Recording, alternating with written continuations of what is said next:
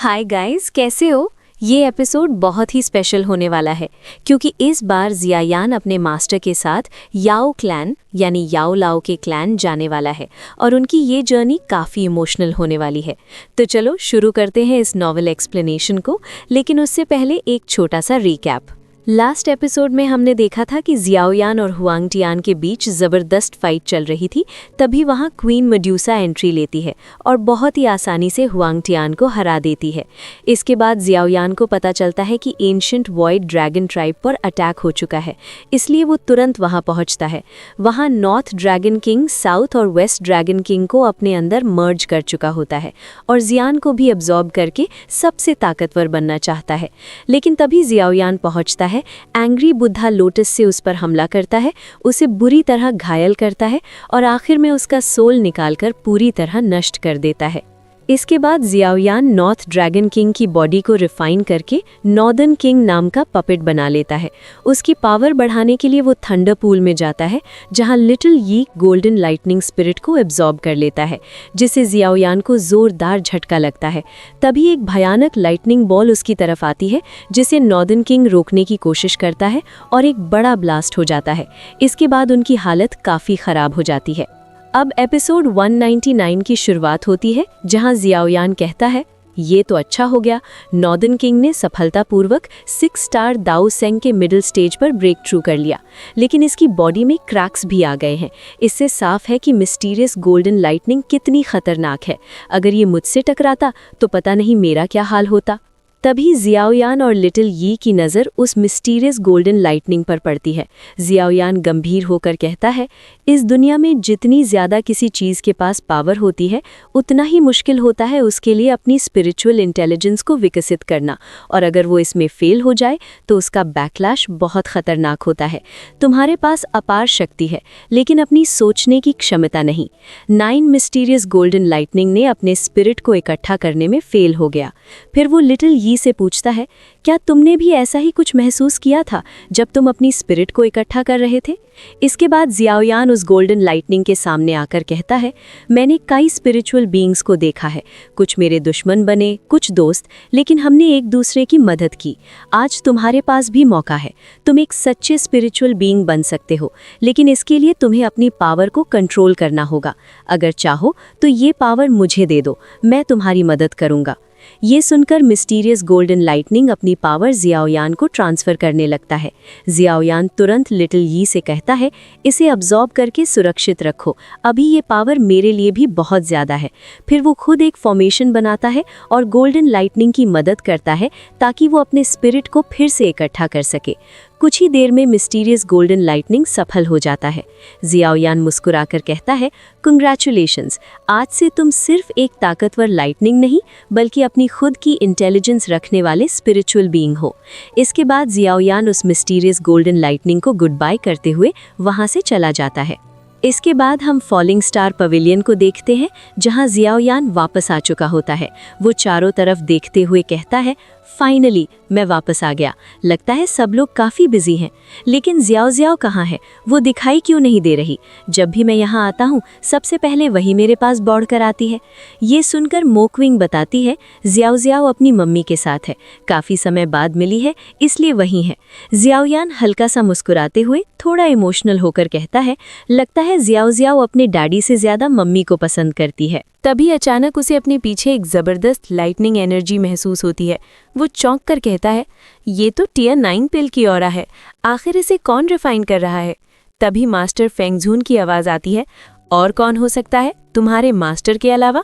Scene बदलता है और हम देखते हैं कि याओ लाओ लगातार टियर 9 पिल्स रिफाइन कर रहे हैं। तभी उन्हें एहसास होता है कि कोई आया है। वो पीछे मुड़ते हैं और सामने जियाओयान खड़ा होता है। मास्टर हल्की मुस्कान के साथ कहते हैं, तो तुम वापस आ गए। जियाओयान तुरंत बोलता है, मुझे पता है आप याओ क्लैन की सेरेमनी के लिए तैयारी कर रहे हैं, लेकिन इस बार मैं भी आपके साथ चलूंगा। इसके बाद 1 महीने बाद का सीन दिखता है, जहां कई स्पेस बोट्स याओ क्लैन की ओर बढ़ रही होती हैं। वहीं याओ क्लैन में कुछ लोग आपस में बात कर रहे होते हैं। सुना है इस बार याओ लाओ भी वापस आने वाला है, जिसे एक समय क्लैन से निकाल दिया गया था।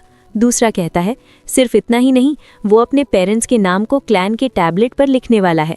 तीसरा मजाक उड़ाते हुए बोलता है, उस जैसे लूजर की इतनी हिम्मत, वो तो एल्डर वांग के जूते उठाने लायक भी नहीं है।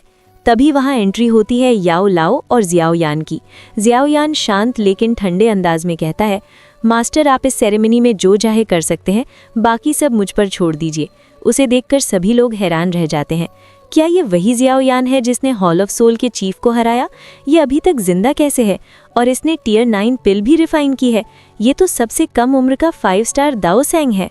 उधर एल्डर वांगुई गुस्से में चिल्लाता है, तुम्हारी इतनी हिम्मत कैसे हुई कि मेरे याओ क्लैन की सेरेमनी में दखल दो?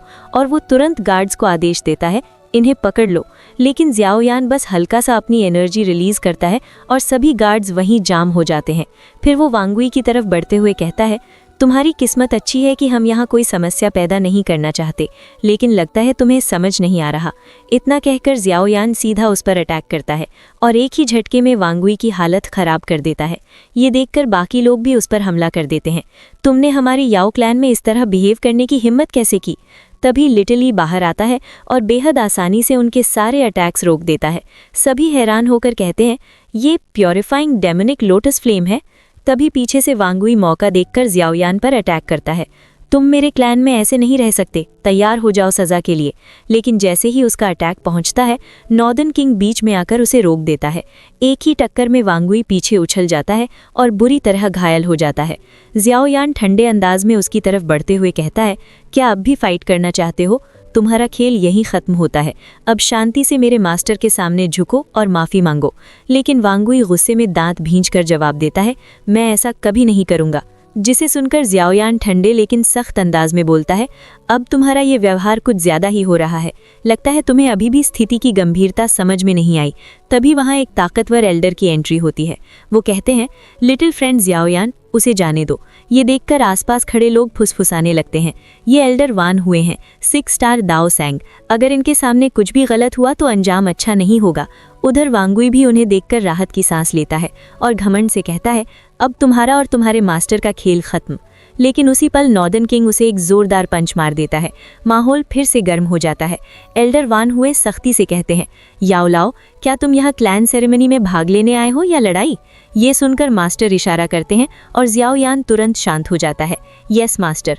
वो नॉर्दर्न किंग को पीछे हटने का आदेश देता है और नॉर्दर्न किंग वांगुई को छोड़ देता है, इतनी ताकत से कि वो सीधे एल्डर वान हुए के पास जा गिरता है। इसके बाद जियाओ यान एल्डर वान हुए की तरफ देखते हुए कहता है, आज मेरे मास्टर यहाँ स्काई मैंशन अलायंस के चीफ के तौर पर आए हैं, लेकिन वांगुई ने बिना किसी कारण हम पर हमला किया।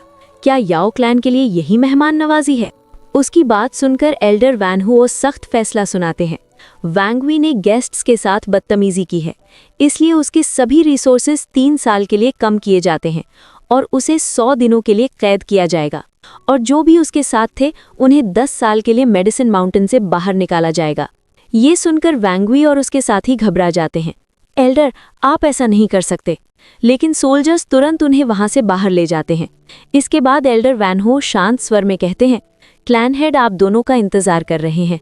अलायंस लीडर याओ और लिटिल फ्रेंड जियाओ यान, कृपया मेरे साथ चलें। मास्टर सिर हिलाते हैं, बिल्कुल। इसके बाद सीन मेडिकल सेरेमनी के अरीना में शिफ्ट होता है, जहां कुछ लोग कह रहे होते हैं, चीफ, इस बार सेरेमनी में कुछ बेहतरीन कैंडिडेट्स हैं। याओ क्लैन के चीफ याओ डन, जो 7 स्टार दाओ सेंग हैं, मुस्कुराकर कहते हैं, हाँ, सच में जीनियस हैं। इतनी कम उम्र में टियर 9 पिल्स रिफाइन करना आसान नहीं होता। तभी वहां याओ लाओ और जियाओ यान पहुंचते हैं। मास्टर याओ लाओ उन्हें सम्मान से ग्रीट करते हैं। याओ डन कहते हैं, तुम्हारा स्वागत है। हमें उस घटना के लिए अफसोस है जो अतीत में तुम्हारे साथ हुई। इस पर याओ लाओ शांत लेकिन दृढ़ आवाज में कहते हैं, मैं यहाँ सिर्फ एक काम के लिए आया हूँ। फिलहाल मेरा याओ क्लैन से कोई संबंध नहीं है, तो पुरानी बातों को दोहराने का कोई मतलब नहीं।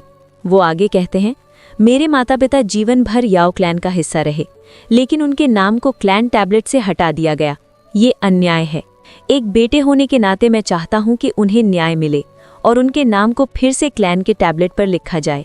यह सुनते ही आसपास मौजूद लोग विरोध करने लगते हैं। ये असंभव है। क्लैन पवित्र है, इसे कोई भी ऐसे नहीं छू सकता। हमारी एंसेस्टर्स के बनाए नियमों को एक आउटसाइडर कैसे बदल सकता है? माहौल एक बार फिर तनावपूर्ण हो जाता है। तब याओ डन गंभीर होकर कहते हैं, हम भी इस मामले में शर्मिंदा हैं। इसके अलावा तुम्हें कुछ चाहिए, पिल्स, रिसोर्सेज या कल्टीवेशन में मदद, तो हम देने को तैयार हैं। यहाँ तक कि हम हुन क्लैन के खिलाफ तुम्हारे अलायंस में शामिल होने को भी तैयार हैं। लेकिन क्लैन के नियम बहुत सख्त हैं। अगर तुम अपने माता पिता के नाम को टैबलेट पर वापस लाना चाहते हो तो तुम्हें उन्हीं नियमों का पालन करना होगा। ये नियम इतने कठोर हैं कि क्लैन हेड भी इन्हें अपने लिए नहीं बदल सकता। जिसको सुनकर जियाओ यान गुस्से में बोलता है, याओ वैंगवी ने अपनी पावर का गलत इस्तेमाल किया है। उसने न सिर्फ मुझ पर हमला किया बल्कि मेरे टीचर का अपमान भी किया।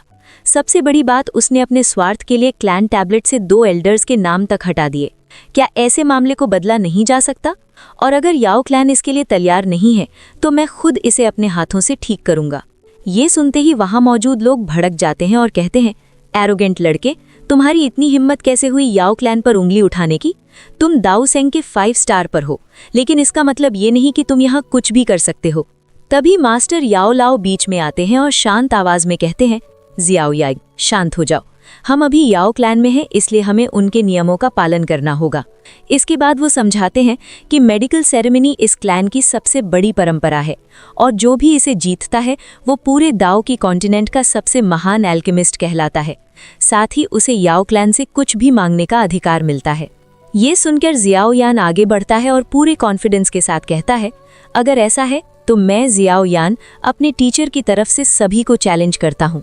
अगर मैंने ये मेडिकल सेरेमनी जीत ली तो याओ क्लैन को मेरे टीचर के पेरेंट्स का नाम फिर से क्लैन टैबलेट पर लिखना होगा। जियाओ यान की ये बात सुनकर पूरा माहौल एकदम शांत हो जाता है।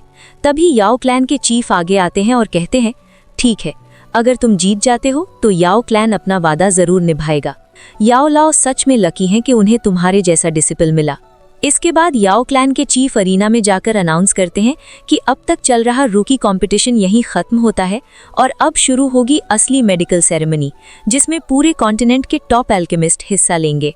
तभी एल्डर वैन हू आगे आते हैं और कहते हैं, मैं याओ क्लैन की तरफ से इस मेडिकल सेरेमनी में हिस्सा लूंगा।